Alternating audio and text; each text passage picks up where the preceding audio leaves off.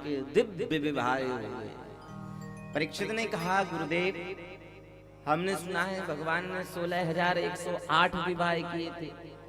जब लक्ष्मी साक्षात आ गई थी पत्नी के रूप में, तो फिर क्या जरूरत थी, क्या आवश्यकता पड़ गई भगवान को इतने ब्याह करने की। परीक्षित से कहते हैं भगवान सुखदेव कि राजन, भगवान का नाम है दयालु कृपालु, और जब भगवान की शरण में कोई कैसा भी भाव लेकर के आ जाए तो भगवान बस यही सोचते हैं कि बस कृपा करना हमारा काम है। और ये जो जितनी भी रानियां आई ना 16,100, ये 16,108 रानियां कृपा के रूप में भगवान को प्राप्त किया। उन्होंने कृपा के रूप में, भगवान की दया हुई, कृपा हुई, भगवान ने सबको अपनाया। भगवान की कोई इच्छा नहीं थी कि मैं ब्याह करूं, लेकिन बस वो जबरदस्ती ब्याह होते गए। ऐसा समय ऐसा आया कि भगवान मना नहीं कर पाए। परीक्षित जी कहते हैं गुरुदेव, लेकिन संसार में तो यही सुनने में आता है कि भगवान ने तो 16,108 ब्याह किए थे, तो 1 2 4 हम कर लें तो हमको कौन सी परेशानी है। भगवान ने तो इतनी करोड़ों गोपियों के साथ महाराज किया, तो 1 2 गोपियां यदि हमारी भी हैं तो क्या परेशानी है। देखो वो भगवान है, वो भगवान है, वो परमपिता है, वो परमपति है, वो जगतपति है, उमापति है, रमापति है, लक्ष्मीपति है। समरथ को नहीं दोष गुसाई, कहते हैं ना, समरथ को नहीं दोष गुसाई। क्यों? क्योंकि उनकी सामर्थ्यता है। वो सामर्थ्यता पाने के लिए पहले वो गुण भी तो हो उसके अंदर। व्यक्ति को गुण से आंका जाता है। कैसे? भगवान इतने सामर्थ्यवान हैं, इतने दयालु हैं, इतने बड़े कृपालु हैं कि वो कुछ भी करें हमें उनके संदेह नहीं करना चाहिए। जैसे मान लो कोई व्यक्ति आपको जल का गिलास भर करके लाए, पानी लेकर के आए और कहे कि भैया ये लो जल पी लो। अब हम जल को ले लें और जल जैसे ही लें और देखें कि उसमें मक्खी पड़ी हुई है, उसमें मक्खी गिर गई है जल में, तो हम क्या करेंगे? उस जल को पिएंगे कि अलग कर देंगे? फेंक देंगे ना, अलग कर देंगे उस जल को, मक्खी गिरे हुए जल को। और यदि मान लो हमने किसी से घी खरीदा हो और उस घी में लाते समय वो लाए बढ़िया डिब्बा पैक करके और कहे महाराज लो आपने 1 किलो या 5 किलो घी मंगाया था, ये लो आपका डिब्बा, ये घी का है। और मान लो कदाचित यदि उसमें ही एक मक्खी गिर जाए घी में, तो फिर क्या कोई मक्खी को फेंकता है क्या? तो हम सब हैं पानी। हमारी जो वास्तविकता पहचान है वो पानी के बराबर है।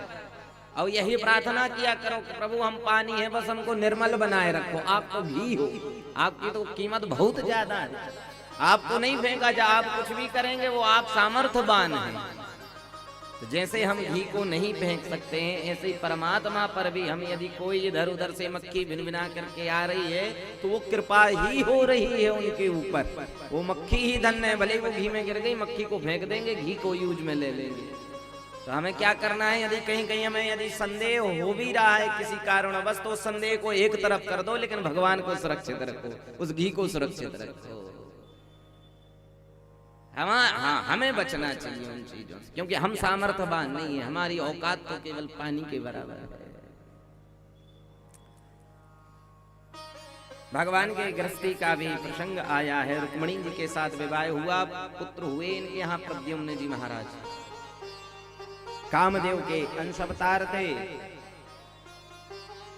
और प्रद्युम्न जी महाराज को बचपन में ही 10 दिन के थे, उनका 10 दिन का उत्सव चल रहा था। सनातन धर्म की एक भाषा में उसको दशटोन कहते हैं। जैसे आपके यहाँ बरहों संस्कार कहते हैं 12 दिन में, ऐसे 10 दिन का होता था, उसको दशटोन कहा जाता था।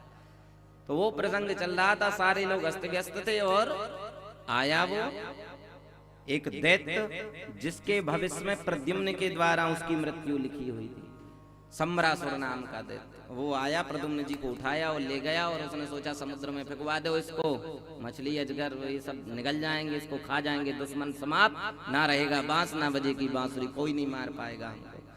मछली तो निगल गई, लेकिन जिस मछली ने निगला जिस मछली ने निगला वही संबरासुर के सेवक उसी मछली को जाल में फंसा करके और संबरासुर की रसोई में ले गए।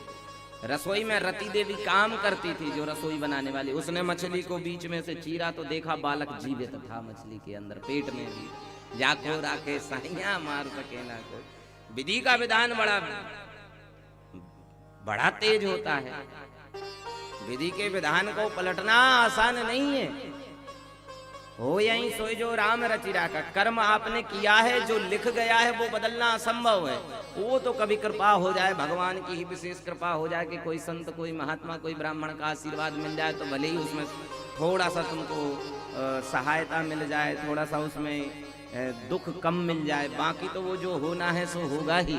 हाँ, वर्तमान में अब हम जो कर्म कर रहे हैं वो अच्छे होने चाहिए। जो भविष्य के प्रारब्ध जो लिखा जाए ब्रह्मा के द्वारा तो वो सही हो। वर्तमान की चिंता करनी चाहिए, जो हो गया सो अब हो गया, अब हम सही करेंगे। यहाँ रसोई में ही आ गई वो मछली, बालक निकल आया अंदर से। रति देवी ने जैसे ही उस बालक को देखा तो अब कामदेव के अंश से उनको ध्यान आ गए, ये तो हमारे भूतपूर्व के पति हैं जो शिव जी की तपस्या भंग करने के कारण से नष्ट हो गए थे। हमें याद है कि शिव जब तीसर नयन उघारा, चितवत काम भयऊ जरि जारा, कृष्ण तनय हो यही पति तोरा, और बचन अन्यथा जाहि न मोरा। कहा चिंता मत करो।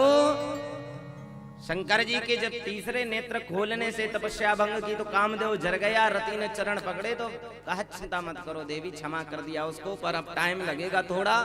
अब उसको द्वापर में जब कृष्ण आएंगे तो उनकी पत्नी रुक्मिणी के गर्भ से वो पुत्र पैदा होगा जिसका नाम प्रद्युम्न होगा, और वो कामदेव का ही अवतार होगा।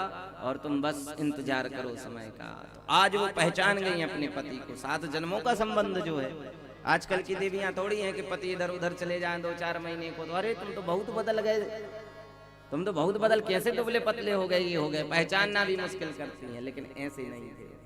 पहचान गई, 3 युग के बाद भी पहचान गई। 3 युग व्यतीत हो गए तब भी पहचान गई। सतयुग पूरा चला गया, त्रेता चला गया, द्वापर का अंत चल रहा है, तब भी पहचान गई अपने पतिदेव को 2 युग पहले।